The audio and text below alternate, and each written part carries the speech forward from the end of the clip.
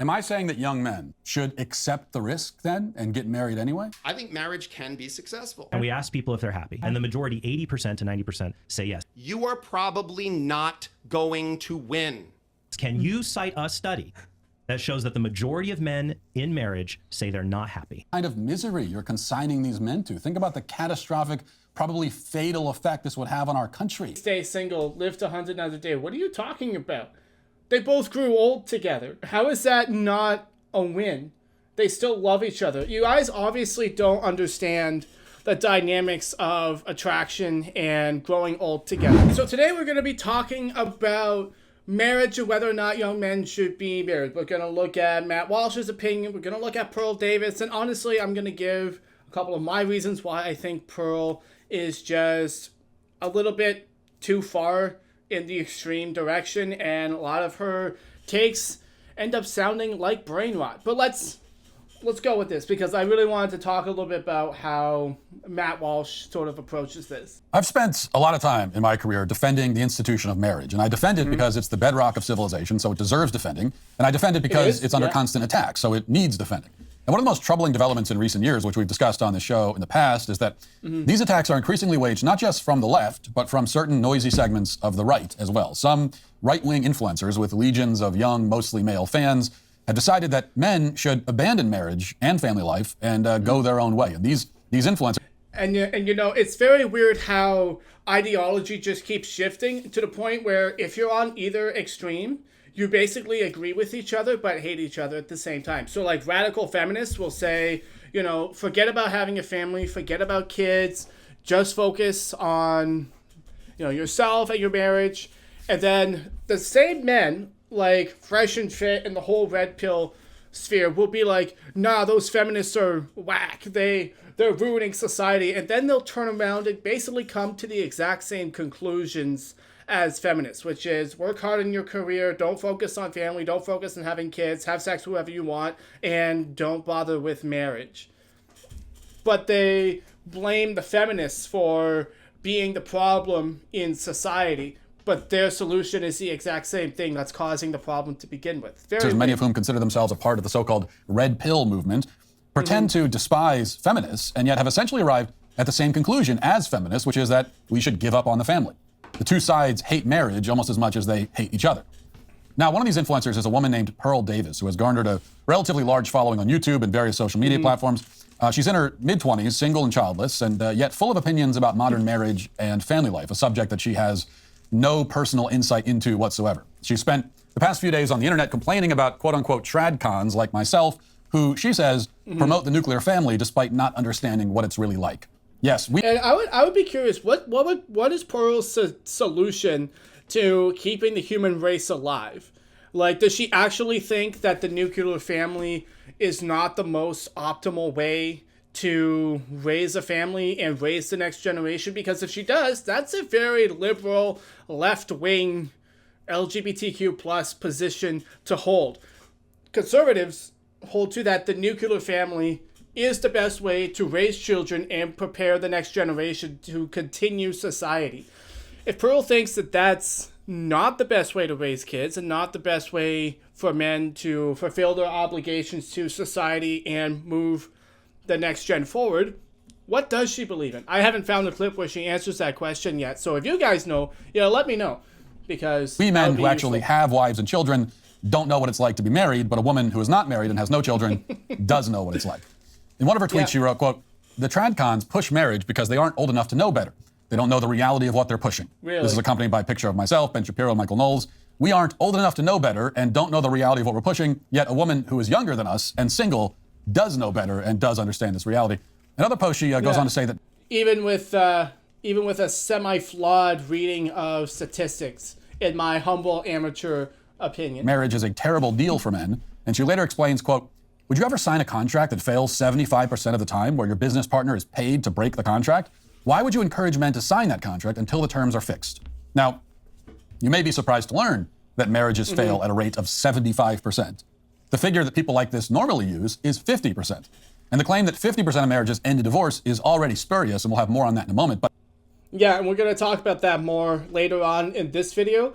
So stick around for that. Also, guys, this channel exists to empower young men and help us thrive and live good lives in a chaotic world. And so I'm not here saying that the world is a good place. I'm not sticking my hand in the sand. Marriage does come with a lot of risk. I'm saying that it's not something to just be completely abandoned. And if you guys are lonely or you're looking for another channel to add to your roster of encouragement, I would love to be one of those channels that encourages you to pursue excellence and live the best life that you possibly can. And so if that's your vibe, hit the subscribe button and we'll keep doing more of these videos. But 75%? I was wondering where that number came from, so I scrolled down and I saw something that she reposted from an alleged lawyer who said this, quote, "It's not 50-50. That only accounts for divorces. Another 25% on the negative side for miserable men trapped in cheaper to keep her marriages, unwilling to risk financial destruction and loss of their children. 75% chance of a devastatingly bad outcome is just a bad plan. No sane person would enter into a commercial contract on such terms." Now, I did ask him where he got this 75% figure from, and he wouldn't say. Apparently, the magic statistic fairy came and whispered it in his ear. Now, for her part, Pearl later tweeted a picture of Pierce Brosnan with his wife of 20 years, and she questioned whether the marriage counts as successful since Brosnan's wife stupid. has put on some weight at the age of 60. Are you dumb? Are you actually, like, seriously? Does this count for men as a successful marriage? Would this be a win for men everywhere? What do you mean? Another fallen hero got caught in the blank trap. Stay free, stay single, live to 100 another day. What are you talking about? They both grew old together. How is that not a win? They still love each other. You guys obviously don't understand the dynamics of attraction and growing old together. You ever wonder why old people kiss each other? It's because love is created through action over time. And so even when you get old and wrinkly and it's not the physical aspect of your body that's super attractive anymore, it's the 30 years of history that you have together that keeps you attracted to each other. And so to say that this is a failure is just ridiculous. Like, he's old and wrinkly. Like, one could say that she should leave him because his body's not great. Like, what the frick are you people talking about? Are you actually that vain and shallow that you think that a woman staying hot into her 60s is the only way to have a successful marriage? Like, get the frick out of here, man. Like, what are we doing? Brosnan's wife has put on some weight at the age of 60. So apparently, even if they're happy and have remained married for 2 decades, they still might fall into that 75% failure rate because they have not both remained in supermodel condition into their 60s. This debate on social media brought out the rest of the marriage skeptical crowd on the right. A bunch of these red pill influencers decided to hop on an emergency Zoom call and spend 2 hours talking about me and the rest of the Daily Wire crew and our reckless promotion of society's most fundamental institution. Now, there's one clip here that you should see. This is apparently a divorce lawyer who says that the failure rate for marriage is not 50% and it's not 75%. It is, in fact, even higher. Listen. I think marriage can be successful, of course. It's just not something that's as scalable as we as a society are trying to pretend it is. Marriage is, and I've said this 100 times and I'll say it 100 more, marriage is like the lottery. You are probably not going to win, okay? You're probably not going to win. Don't make that your 401k. You're probably not going to win. But if you win, what you win is so great that I don't blame you for buying a ticket and trying. I personally don't buy lottery tickets. But when somebody says, yeah, I played the lottery, hey man, somebody's got to win. And you know what? As long as you're not blowing money that you need for food or to put shoes on your kids' feet, you're not hurting anybody, go out, give it a try. So I always tell people, listen, marriage, when it works, when you have somebody who's married 20 plus years and they're still crazy about each other, that is the exception, not the rule. But when you do it, it's phenomenal. It's phenomenal. So why not buy the ticket, take the ride, but have a prenup? Wear a seatbelt. Yeah, and I agree with prenups. Like, wear a seatbelt and have protection. And, you know, there's a lot of things to do that can increase your odds of having good marriage, such as proper partner selection, select for values, not necessarily looks, wink, values, commitment, make sure that the person has actually demonstrated, you know, commitment, and having a prenup, I think, is a good idea as well. As a Christian, I don't see anything wrong with that. The Bible doesn't say prenups are wrong, so Yeah, I think there's a lot of things that you can do to make marriage work, and it is risky. I'm not here to sugarcoat it or bury my head in the sand. It is incredibly risky. It's incredibly risky. Guys, you can be a safe driver, but wear a seatbelt. So a happy marriage, he says, is like winning the lottery. And the thing about the lottery is that almost everybody loses. This is a perfect summation of how this entire club views marriage and the message that they're sending to young men in particular. Sure, it can be great, they concede, but only if you're insanely lucky. Everybody else is screwed. This is a rather bleak view of marriage, and thankfully, it's also nonsense. First of all, the claim that marriage isn't scalable is obviously ridiculous because marriage has served as the bedrock of human society since time immemorial. It has already happened at the scale of civilization for thousands of years. Now, the divorce lawyers come along and say that, this thing that society's been doing forever, turns out it doesn't work. Unless you're the one in a million. It's ridiculous. It's a ridiculous claim. Now, what about the failure rate of marriages in our culture? We've heard 50%, we've heard 75%. We just heard that they fail at a rate similar to the rate that people lose the lottery, which would mean higher than 99%, a lot higher. Yet, these kinds of astronomical odds are not based in anything but the doom and gloom speculations of the people inventing them. There is no evidence that having a happy marriage is as unlikely as winning the lottery, or that 75% of marriages end in misery. And what about the 50% number? Well, this is at least is a familiar statistic. It's something that you've probably heard before. 50% of marriages end in divorce. Now, we're going to get into that in a little bit more, but one of the other things that I want to talk about in this video is the shallow way that a lot of right-wing influencers view marriage and what a successful marriage is, and also talk about why do a large group of men still remarry after marriage. If it was so bad, why do they keep remarrying? And honestly, we're going to see Pearl's response to this, and I think it's just downright ridiculous. I'm going to ask you another question again. So we do surveys, and we ask people if they're happy. And I've cited multiple studies, okay, where hundreds of thousands of married men are asked if they are happy. Okay. And the majority, 80% to 90%, say yes. Can you cite a study that shows that the majority of men in marriage say they're not happy? Well, you're saying in marriage. I'm including divorced. Sure. Wait, no, that's my point. But my original statement was... and I'm going to interrupt because it's my turn. My original question was, for marriage, since the majority of marriages don't end in divorce, and if divorce is the only bad thing, then marriage is a good deal. But setting that aside, you cannot show that married men are unhappy. No data for that. But I also added in, I said if a woman gains weight, that's a bad deal. If a woman cheats, Well, okay. First off, a woman cheating... obviously a bad deal. Like, that's terrible. And we always have that risk. There's always a risk of men cheating. There's always a risk of women cheating. That is part of the inherent risk of relationships. It's an even bigger risk in marriage because of all the extra financial components. And so no one's denying that. Gaining weight being a bad deal, that's just really shallow and ridiculous. Now, I do believe that we can have standards. It's just that the standards need to be not completely insane and stupid. For example, you meet someone, like, everyone's weight fluctuates. My weight goes up and down by 1.5 pounds every week, up and down. And even as I'm losing weight, it's slightly different every single day.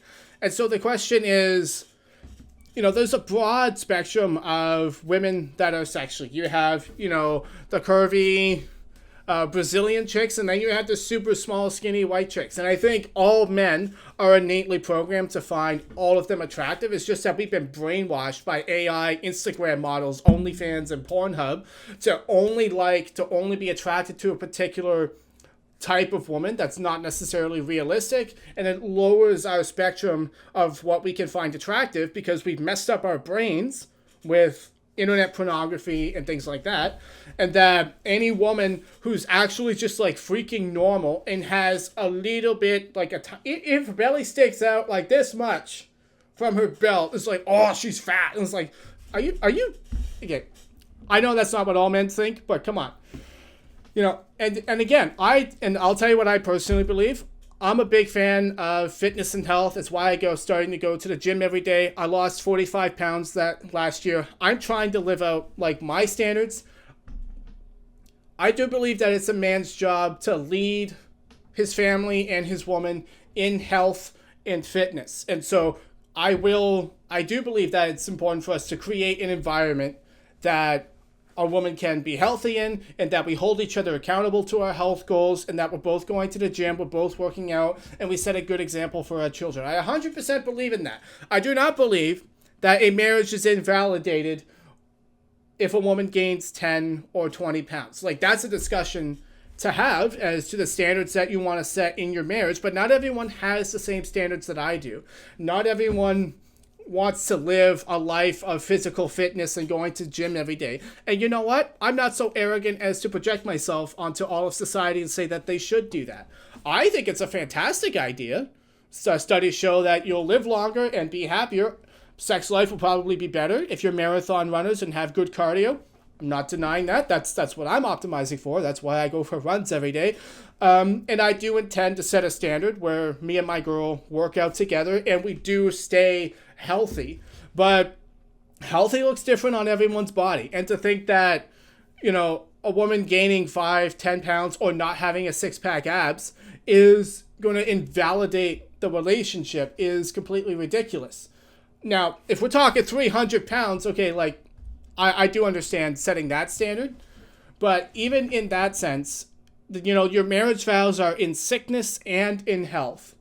Sickness and in health. It's like saying if your wife of 10 years who's given you children, who's given you all the love in the world, suddenly she falls ill and is bedridden for 6-10 months. You don't know when she's going to get better. You don't get to have sex with her, so you have to stay celibate in a sexless marriage because your wife is sick. Does that mean that you're going to divorce her? I should hope not. I should hope that you would be more of a man than that. It's sickness and in health. But anyways, those are my thoughts on that. Let's keep going. It's a bad deal. Do the men say it's not worth it? But do the men say it's not worth it to them? And you asked what I would classify as a successful marriage. Or I made the premise. The debate is not whether Pearl thinks marriage is a bad deal. You said I could make the premise. Yeah, but so I said a good deal is classified as a woman that stays in shape, F's her husband, and stays married and is obedient. Okay. So if she's not having sex with her husband and she's gaining weight, who should determine? That's 60%. At least half of them are doing that. Who should we look to determine the standard of whether marriage is a good? Let me finish. Whether marriage is a good deal. Married men or Pearl Davis? I think you should look at men and what they're choosing, and they're not choosing marriage. Because if it was a good deal, it would be an easy sell. Good products get sold. Stupid. Is exercise good products? Is exercise a good deal? Or is exercising a good deal? Yes, it is. Exercising is a good deal, but I wouldn't say those are the same thing. Because again, if women were well, good products get sold, Pearl. How do you explain that most people don't exercise and don't eat healthy? Good products get sold, Pearl. Hello. Like, how can you exercise must not be a good deal, even though it extends your life by 20 years? Like, some of the points she makes are interesting and good. Like, I do believe that the bar for health and fitness in our society is so low, it's a tripping hazard in hell, which is why I personally have decided that, I'm going to get ripped, I'm going to get jacked, I'm going to get shredded, and I'm going to lead my family to health and wealth and fitness, because that's a very deep personal thing for me. But to say that other people's marriages are invalid and they themselves cannot find happiness because they live their life a little bit different than me is ridiculous. And the idea that good products sell, no, they don't. Societal perception is important. People make priorities on all kinds of different reasons. And a lot of people don't get married for many, many different reasons. It's not that simple at all. Benefiting men, like they were 100 years ago. If we look at 100 years ago, men signed up for marriage within 3 months. That's all it took. All right, here's my next question.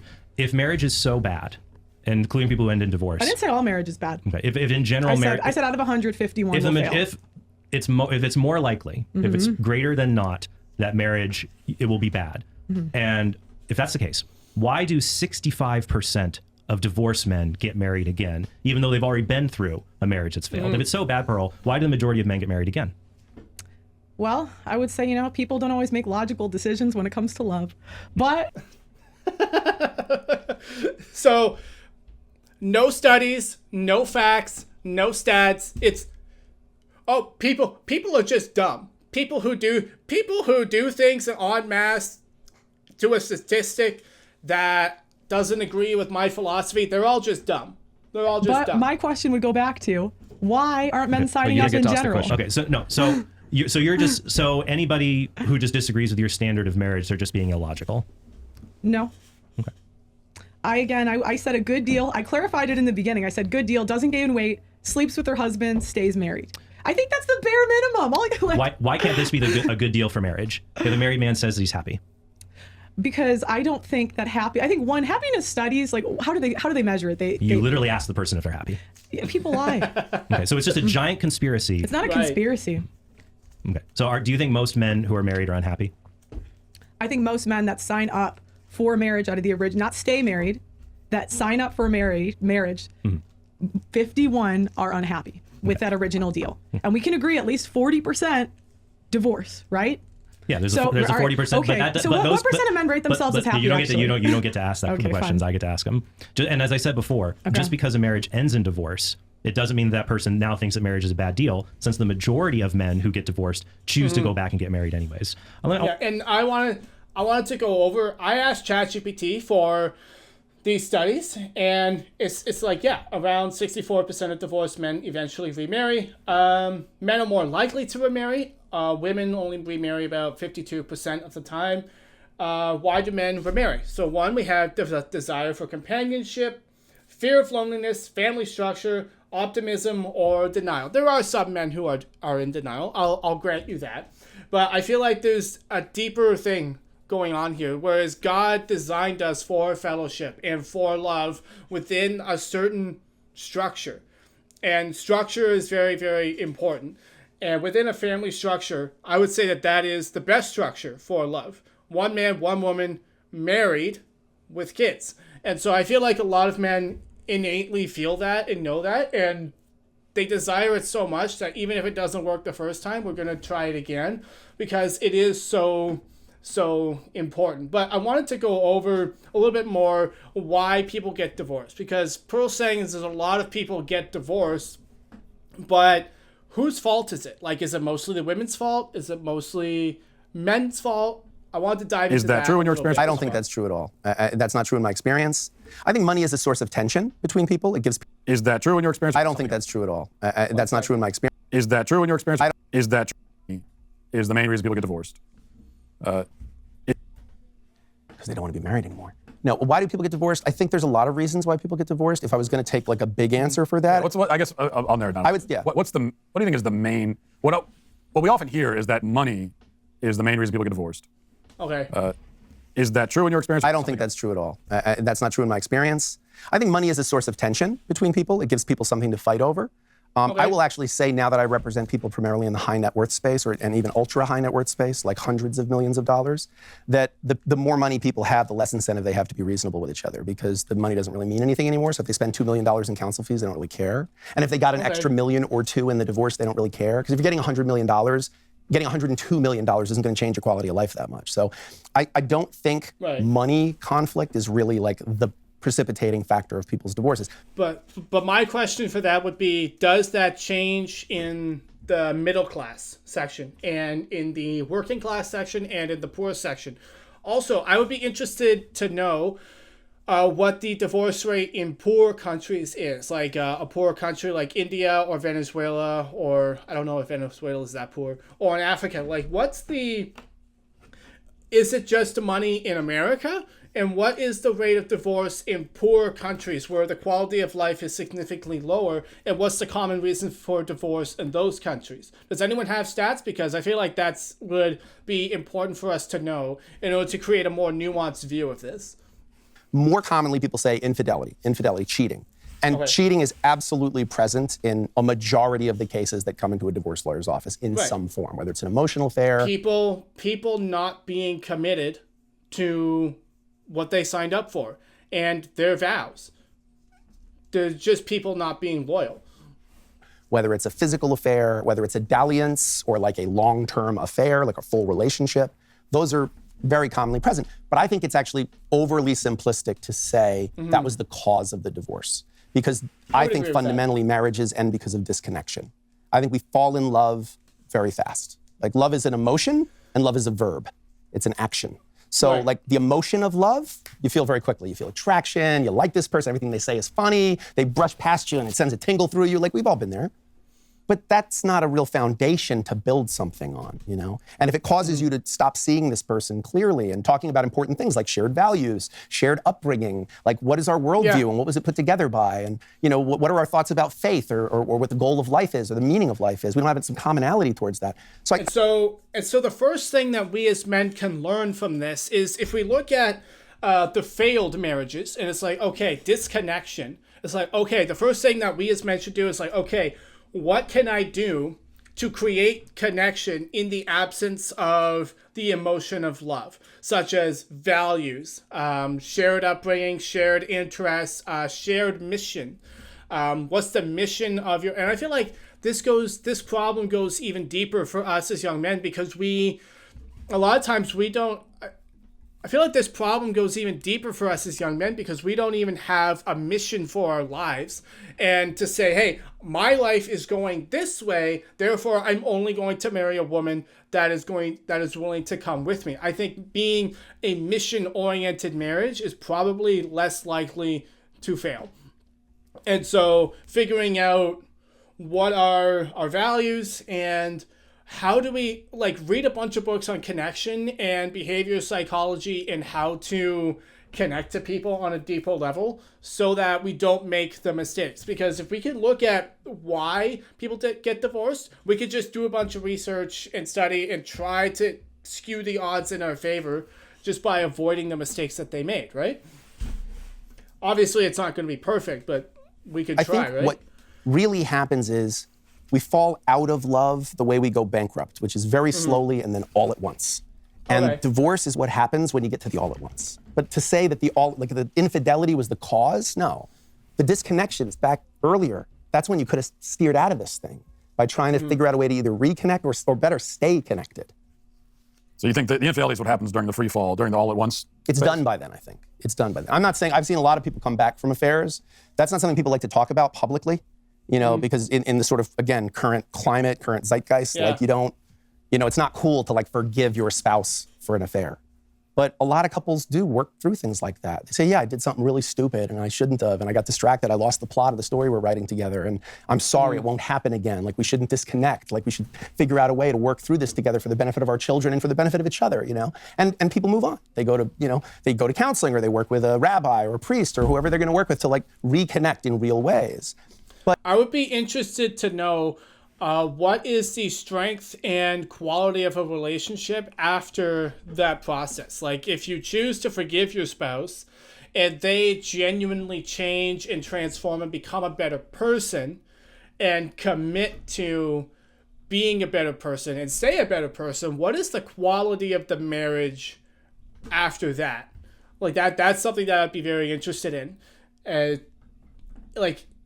If you forgive your spouse and they actually change and be better, does that make the marriage, do you think that would end up being worth it, is my question. You know, it's very easy. Wouldn't it be great if there's just one thing you could blame everything on? So that's what happens sometimes is he has an affair, or she has an affair, and then that becomes, well, we got divorced because he had an affair. Your marriage had so many problems with it. His affair was one of them, but it showed up way after some of these other things. In your experience, is it men or women that are more likely to have an affair, or is it? That's changed a lot in recent years. I've been doing this 25 years, so I've seen a lot of trends in that time. It used to be mostly men having affairs that were the sort of, the precipitating factor of the marriage ending. But I would say in the last 5-10 years, a lot more women having affairs, a lot more. Do they have affairs differently? Is it a different sort of thing? I've been asked that before. I don't really know that I could say that it's that different. I think all affairs are kind of equally ridiculous. I mean, when you see them as a divorce lawyer, you see them differently. We have the text messages that got revealed, and and when you read this stuff, you just kind of look like we're so ridiculous. As a species, we're just so silly. We think we're being sexy, or and it's just preposterous when you read this stuff. But I mean, I think women tend to, in my experience, in my office, the affair is okay, I found a soft place to land. I'm leaving and I've got the next one lined up. Whereas men, a lot of times it's just they're being idiots. They're not thinking clearly. They're just, it's more sexual in nature. It's less about It makes sense that it makes sense that, you know, it would be that way. And so one of the things that I would try, I don't know what I would try. I guess I would say being committed to your values and really working on inner discipline so that we don't become that kind of man that is weak and falls for other women or allows himself to indulge in the idea of falling for another woman when the marriage is in a rough spot, right? I would rather change myself as a person and learn better communication skills so that I can better reconnect or connect with my spouse than throw it all away because I feel unhappy in the moment. You know, that would be my I said marriage is like the lottery. You're probably not going to win. But if you win, what you win is so good that it's worth buying a ticket. Now, you rightfully and fairly criticized that because A, the lottery's out of my control, whereas marriage isn't out of my control. It's not completely out of my control. There's parts of it that are out of my control. Yeah. And of course, the chances of winning the lottery are infinitesimally smaller than the chances of a successful marriage. Right. What I meant is that it's so good. It's the jackpot. Like 50% approximately of marriages end in divorce. And you've got to assume there's another at least 10, 20% that are unhappy but staying together either for economic reasons or because of the kids. That's bad. It's bad numbers. It really is. It doesn't mean you shouldn't get married, but it's bad numbers. You know, it means you should take this seriously. My son. I would say it means you need to do a lot of work and figure out how to form connections and stay connected with people. And it's like, you know, my mindset in life, you know, and I'm going to say this a lot on this channel, like every single problem that you can encounter in life has basically been encountered like thousands of times and many by other people, and many of them wrote books about it. So like read books on behavioral psychology and connection and marriage and how all of that stuff works. Because if you could just have a good grasp on how connection and meaning and purpose and fulfillment work together, even like just going into marriage, you could probably set up a pretty decent structure that makes it less likely for you to get divorced. And so I'm not buying. I recognize that marriage is incredibly risky, and there's a whole bunch of issues with the law and the legal system. Not denying any of that. What I would deny is the idea that the best thing for men to do is to just avoid marriage altogether and just sleep around with a bunch of people or have children out of wedlock or whatever. I don't think that's the best way to move forward with society. And it's ironic because that's exactly what the left says. It's like, oh, marriage is an archaic religious institution. You should just be able to have multiple partners and make kids with whomever you want. It's like, okay, name me a society in history that went that route and didn't collapse soon after that. Like, show me let's do some historical research. I want to know. Educate me. Let me know if you know this. But show me a society that was built on the nuclear family and then en masse switched over to polygamy and not being married and having kids out of wedlock that didn't collapse after. You know, I would want to know. I want to know if that's a thing or not.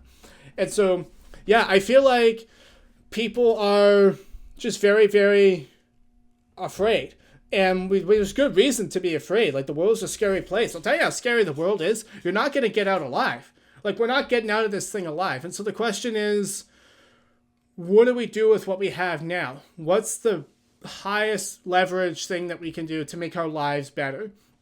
And, you know, I personally, not sure if I want kids, but I definitely want the relationship that comes with marriage. And I'm willing to take the risk because I think it'll just be so much better than if I'm just sleeping with my girlfriend or not.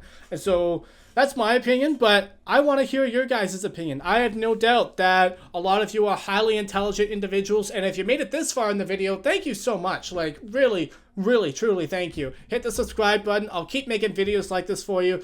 Let me know your comments, objections, if you have statistics that I should read, if you have books that I should read. Tell me in the comment section, and I will do my best to do more research so that I can bring even more informed opinions for you guys. And I hope to see you guys in the next video. Cheers.